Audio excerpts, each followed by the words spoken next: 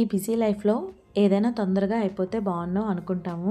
Sunday rest తీసుకొని మార్నింగే బ్రేక్ఫాస్ట్లోకి ఏదైనా ప్రిపేర్ చేయాలి అంటే కొంచెం బద్ధకంగానే ఉంటుంది కదా.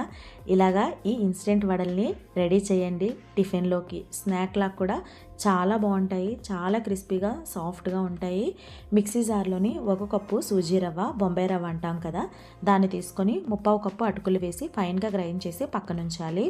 ఒక బౌల్లో ఉడికించిన పెద్ద బంగాళదుంపని తీసుకొని చేత్తో పేస్ట్ లాగా చేసి గ్రైండ్ చేసిన సూజీ రవ్వ, అటుకులను వేసి 1 కప్పు పుల్లటి పెరుగు కాకుండా నార్మల్గా ఉన్న పెరుగుని తీసుకొని 3/4 టీ స్పూను బేకింగ్ సోడా, రుచికి సరిపడా సాల్ట్ వేసి గారెల పిండి కన్సిస్టెన్సీలో కలిపి 10 నిమిషాలు పక్కన ఉంచుకోవాలి.